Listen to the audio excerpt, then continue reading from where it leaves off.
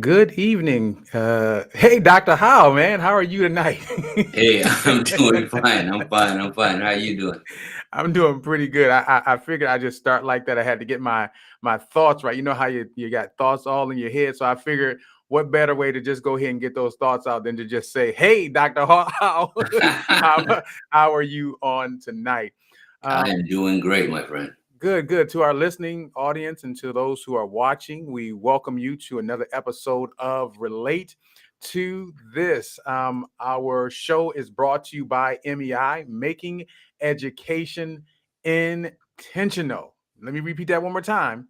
MEI, Making Education intentional. You know, kids are just now going back to school for the year, the last couple of weeks, and they're getting that education. We're making education intentional, not just for kids, but for adults alike, for communities, for churches, for businesses. I mean, MEI is vast, it's opening doors, it's going through doors, it's knocking down doors. And so this episode, as like all of our episodes, are sponsored by MEI, Making Education Intentional. Once again, we welcome you to another episode of Relate to This. I am Jay Tross. I'm sharing the stage with Dr. Siegfried Howe, who is, by all rights, a professional relationship coach. He is also a consultant, and he is able to bring to light those questions that we don't ask sometime. And he brings it in such a way that not only inspires us, but allows us to think as well. We want to remind you that we are. Um, I put something up there by accident, Dr. Howe. I forgot what show we was on, but I want to remind you that relate to this podcast on YouTube, on various platforms. We'll continue to tell you about that as we continue to grow this show. This is episode number 4. Yes. Episode number 4, and so we want you to kind of catch us on the fly on any of those social media platforms. Hey, Dr. Howe, let's get into our program tonight. Like every night that we broadcast, we like to set the stage to where we're going to go for the evening. But I want to set the stage like this. I'm going to actually jump right in because on our last episode, there were a couple of questions that I was not able to get to, and really, this question is going to actually catapult us into today's episode. So I want to jump right in where we left off, and one that first question I want to ask you is how can we, and this is what happens in every family, right? In every family, you're not just marrying the woman or the man. You're not just marrying them. You're marrying into something bigger, right? Yes. Something bigger. I mean, you have to worry about where you're going to have vacation for this Christmas, where you're going to be for this Thanksgiving, whose birthday parties are going to be here, and so it becomes stressful sometimes, right? So my question to start us out for the night, Dr. Howell, is how can we balance our lives with that of our extended family? How can we balance our lives with that of our extended family? Well, boundaries, boundaries, boundaries. That is the biggest thing that I'm going to bring to the table. So, for example, my wife and I are from different cultures. My family's in the Caribbean and she's American. And so most of the holidays we spend with her family. Mm, And so sometimes we say, hey, you know what? We're just going to stay local this time. I don't want to go out and, every single last holiday cannot be with family because sometimes you just want to rest, right. especially if family is out of town. Mm, And so you balance it by saying stuff like, okay, let's do my family this holiday, your family this holiday. But if my family is out of town and hers is local, or however your relationship would be. You kind of mix it up a little based on the money situation, based on the convenience situation, and then based on the chemistry that is involved. The research says that women act a lot like their mothers, good or bad. You have to figure out which part of that personality they want to get. But they say men don't normally act like their dads. Men tend to have their own personalities. And so a lot of times when you look at these soap operas and when you look at these different movies, you see that the mother-in-law is the one that is keeping a lot of stuff going. And so when you marry into a family, you have to check all those dynamics before you jump head first to make sure that you're capable of dealing with anything that might come up, you know. And so the biggest thing for me is making sure you check ahead of time to see what type of dynamics that family is coming from. Then number two, make sure you set up boundaries so that all your holidays may not be lopsided. Right. And number three, make sure that people who are in your extended family don't have too much input into what you and your spouse or you and your partner are dealing with, because at the end of the day, you're supposed to leave and cleave and form your own tribe. Right.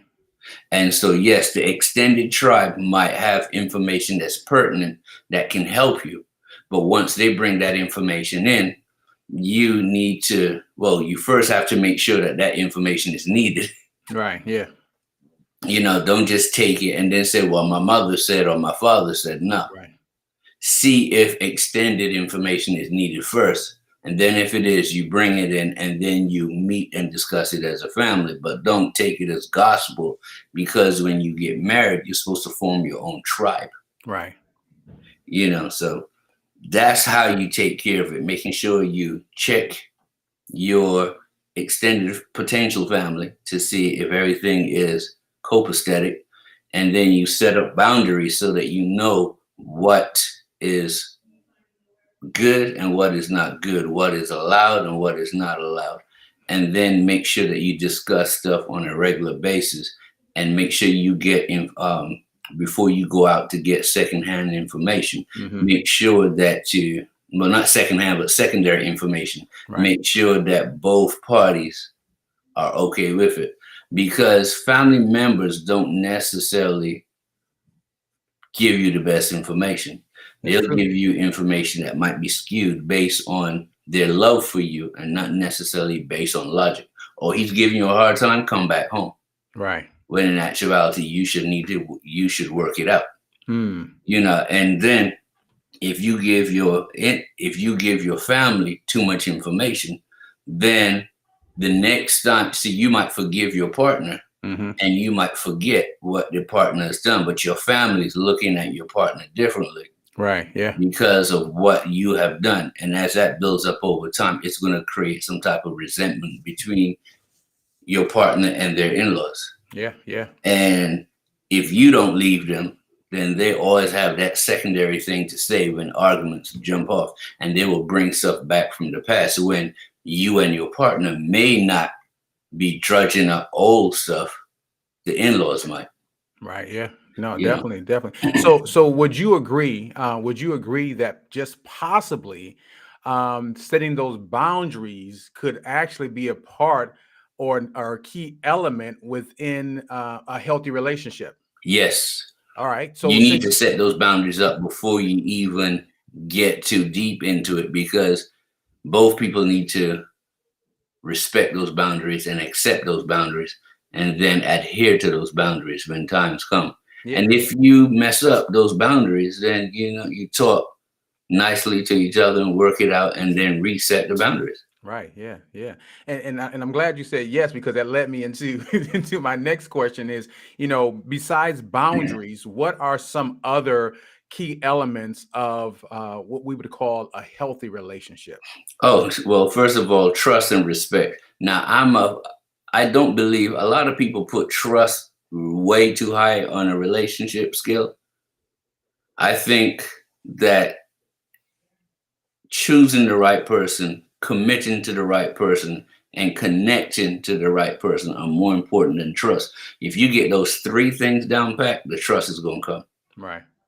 But you trust your bus driver, you trust your swimming instructor, you trust, the cops and the firemen to do their job. Trust is something that we throw around thinking that, but we trust a lot of people. We trust the guy that comes into our house and does work.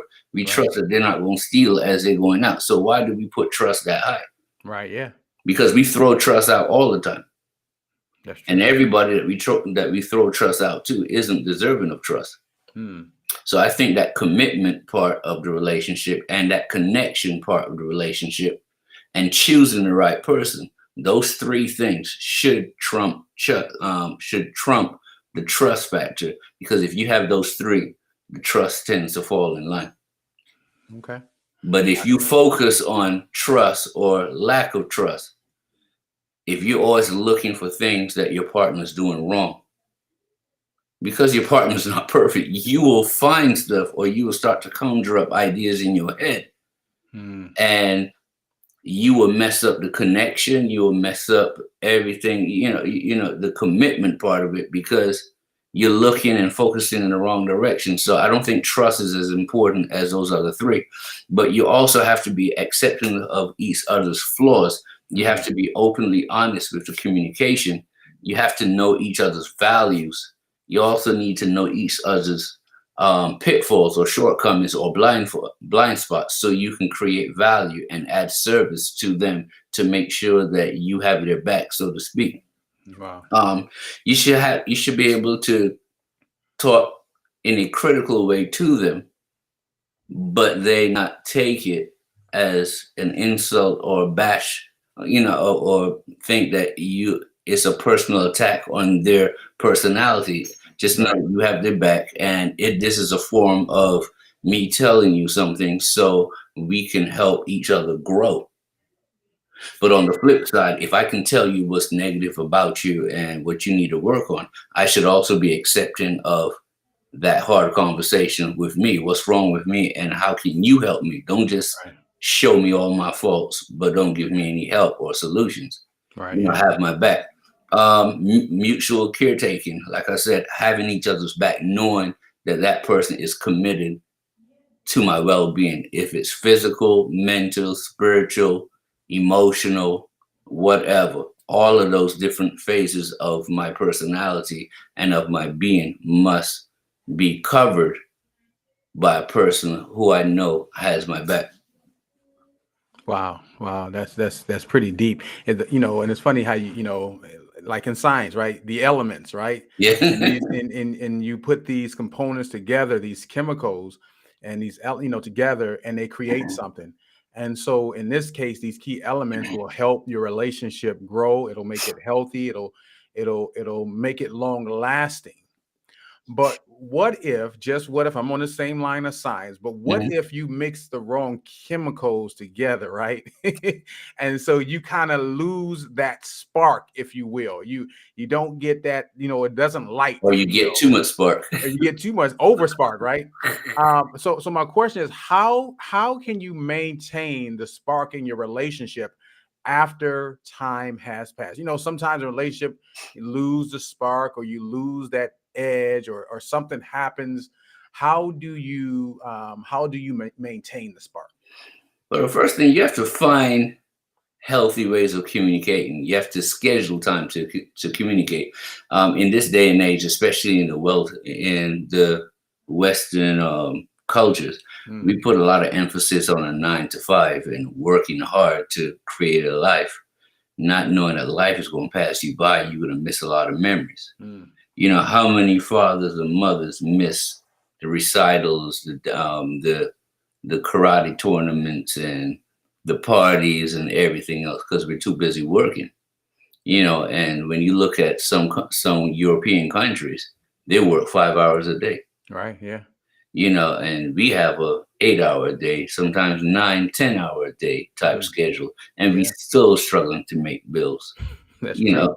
struggling to pay bills. And so we have to maintain some time to each other, and sometimes it's difficult, but sometimes you have to say, hey, 1 hour a night, right before bedtime, I'm going to spend some time with you, or I'm going to spend half an hour with the kids and then an hour with you, or an hour with the kids and a half an hour with you. But you always have to do something. You always have to go on dates. And Right. there's this method called the 2-2-2 method.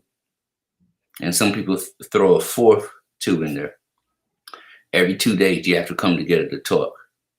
Make sure that you talk, and not just talking on the fly, but deep talking. Right. You go down and dirty. So what's bothering you? What accomplishments have you achieved? How can I help you? And deep talking. And then every 2 weeks, you need to make sure that you go on a date. Some type of date away from the house, away from the kids, away from everything, so that you can bond away from the house. Because a lot of times when you're at home, you're still thinking about bills, you're still thinking about the kids, you might get distracted. But if you go off on a date, then you have that time to just focus on each other. And when you're on a date, get rid of the cell phones, get rid of all the the texting, the games and all that stuff. Actually look in each other's eyes, talk and communicate with each other. And then every 2 months, make sure you go on a overnight stay somewhere. You go to a hotel, you go away to a bed and breakfast, something. Just try and get away from the hustle and bustle. And then every 2 years, go on a major vacation. Right. That's how you keep the spark going, because research has shown us that the more memories we make, the more we build the connection together, the more trust, the more intimacy we build. So you want to make sure that you keep the passion going. You want to make sure you keep the intimacy going. And that is built by actively doing things together. And so one of the things that you can do is, with some of my clients, I tell them, hey, you know what?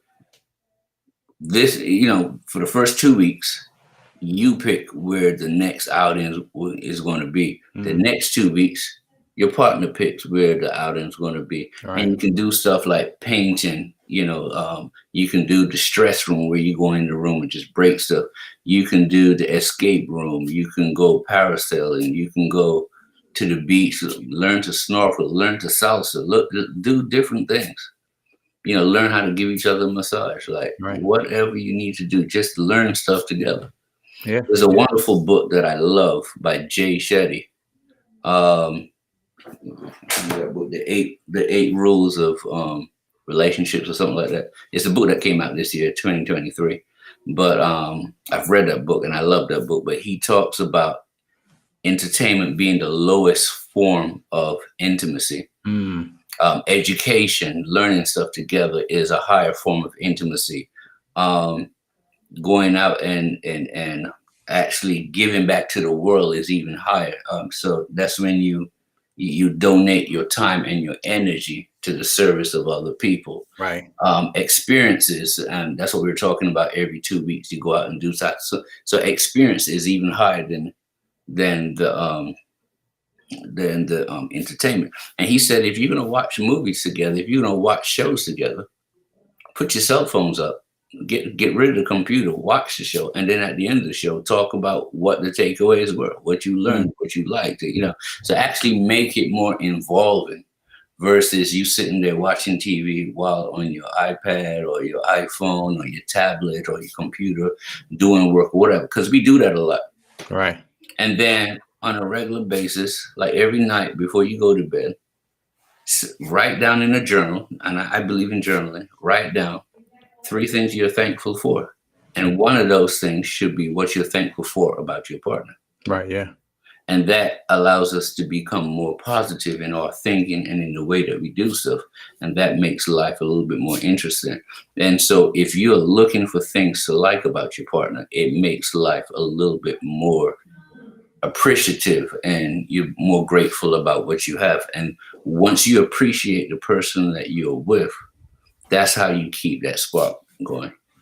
Awesome. Awesome. I like the 2-2-2 theory, the equation. Yes. 2 plus 2 plus 2. Mhm. And there's a fourth too. If you want to go on a major vacation every 2 years, it definitely gives you time to save up and go away and do something. And in that theory, to 2 plus 2 plus 2, because I was trying to add it all, make something real nice out of it. If I got the 4 2s, that's 8. And you look at that 8 sideways, like it's like a continual infinity. There you go. There you go. Over, and then that keeps you nicely healthy in Mhm. the relationship. Yeah. My next question to you is this. My next question is, in a lot of relationships, hurt is when you get hurt by your spouse, the person you're in a relationship with, it hurts more than somebody out on the streets. Mhm, mhm. I mean, it hurts. I mean, it could be the same words, but from who it's from, it makes it all differently, right? So my question is, how do you handle conflict constructively without hurting each other? The Quakers have this this interesting thing that they teach their students at their school. They call them the I messages, but basically I statements, and basically how it goes is this. Most people, when you're arguing, let's say I was arguing with you, I would say stuff like, "Man, you make me angry when you do this, and I just want to knock your head off." But the Quakers, they say no. Take ownership for your emotions and put it back on you. So you say stuff like, "I feel angry when you do this." So I'm owning my anger. I'm owning my feelings. I feel sad when you do this. I don't feel appreciated when you continually ignore me. And so these I statements, you're taking ownership for your emotions or for your state, but you're also telling that other person what it is they did to hurt you. And so it's not attacking. When I say you always and you never, those are attacking and fighting words. And so now I'm waiting for you to shut up so I can rebuttal versus listening. So we need to take part in what is called active listening. I'm listening to understand and not listening to rebuttal. Right. One of the big things that I am a big fan of is try not to bring up the past. Once you've solved one problem and left it in the past, don't bring it up. And then number 2 to that is only argue about one thing at a time. If I come to you and talk to you about, the dog ate my shoes, and I'm upset because those were my favorite shoes, and I think you moved them. That is not the time for you to say, "Well, I moved them because they were in the way, and I tripped over last week, and I didn't want to say nothing, but you're a slob." And that's not your time to talk about my problems because I came to you, so we need to address my issue. Once we finish with my issue, then we can address whatever issue. But a lot of times when people are arguing, I bring up one thing, and I kept this thing in my pocket from a month ago, waiting for you to bring up something, and I was going to throw this heavy one at you. If it was 2 months ago, you should have brought it up 2 months ago. Don't bring up stuff from 2 months ago. If it wasn't big enough for you to bring it up then, don't bring it up now. So that brings me to my third point, which is bring up things in a timely manner when it's still fresh, when we can still remember all the specificities of what happened. Because if you wait 2-3 months and I'm like, I don't remember doing that. And it could have been, yes, it could have happened, but because it wasn't as important to you, to me as it was to you, I may not remember all of the details. And now I'm looking at it as a personal attack. The fourth thing, when people tell you how what you did makes them feel, validate their emotions. Don't trivialize their emotions. Because if you want that person to respect you, your feelings, and your sayings, you must also validate and respect their feelings and these things. And then the fifth thing, focus on the problem and not the person. If you know you love that person, work on the problem. But don't say, I hate you, because once you start using words that you can't take back, I hate you because of this, and I hate you because you made me feel this way. But why? Now you're attacking the person and not the problem. Yeah, that's and true. Then apologize when, if you're wrong and you know you're wrong, apologize. Sometimes you could be right, but you still apologize because of the hurt that the whole situation caused each other. There's nothing wrong with apologizing when both you all are down and out, because you're supposed to have each other's back. Conflict does not have to be I win, you lose, or you win and I lose. Right. Conflict should be we both win because we both solved the problem. Right. So we let go of grudges and move forward. When you say stuff like, yeah, I want to see if you're going to do it again, you're already judging me. And you said you forgive and forgot. So don't say stuff like that, knowing full well that you're looking for the negative. Because if you look for the negative, you're going to find negative. Yeah. Yeah. So, yeah, absolutely. Last but not least, if you can't work it out with the two of you all, don't call a family member, call a professional, a neutral participant to listen to see what you can do to solve your problem. Wow. Yeah. And I think that is a good place to end. And I had a few more questions, but I think it's going to take us a lot longer to dig deep into those. So I want to hold on to those. But I think you kind of ended us at a good point, right? Yeah. If all else fails, please seek a professional that can intercede, that can be the mediator between, you hate to say between right and wrong, but between right and wrong and wrong. You know what I mean? Somebody in there that's, help you, come up with a rational decision or rational answers. Because sometimes when we do it on our own, our decisions sometimes can be focused on the immediate here and now, but not the long term. And that's what we're going to be dealing with in our next episode. Our next episode is the long-term relationship. What does that look like? Where do we go from there? So, Dr. Howe, listen, man, these nuggets that you be giving us, man. I mean, where can we find some of this stuff? I mean, is some of it within your books? I mean, where can our audience find some of this stuff? You know what? I have a book that I just sent out. Well, I just published on Amazon. And this particular book, it's been finished for like the last 4 months, but I just didn't feel like editing it. It took a while to edit. So I took the last 4 months to kind of edit it. But it's called The Peace Method. The Peace Method to Happiness in Relationships. Okay. And it's on Amazon. And the best way to find my books on Amazon is to type in my name, Siegfried Howell, books. And then you scroll through the whole thing and you find which one works for you. But this relationship book, it talks about the peace method. And so we can talk more about what the peace method is later on. But it's not what you think it is. Okay. All right. We're going to see. It's an acronym. All right. Well, run out and get that book on Amazon immediately. We'll talk more about it on next week too. We'll hopefully have a copy of it to look at. But go out and get that. Go to Amazon. As Dr. Howe said, you can go to Amazon, type in Siegfried Howe books, and you'll see the amount of books that are out there. And it's probably, if you go in, it's probably listed from oldest to newest, or newest to oldest, or alphabetized, or by SKU number, whatever it is. But go check out Dr. Siegfried Howe on Amazon. Now, the next place you can find me, if you just ignore the doctor part and you go to www.siegfriedhowell.com and you go to the blog section, I have about 20 to 30 different blogs about relationships that would help you in various different facets of your relationship. Awesome. Awesome. Well, Dr. Howe, thank you so much for joining us again tonight here with Relate to This with Dr. Siegfried Howe and Jay Tross. And we look forward to seeing you and you seeing us and hearing us on our next episode. Good night to each of you. Good night, everyone.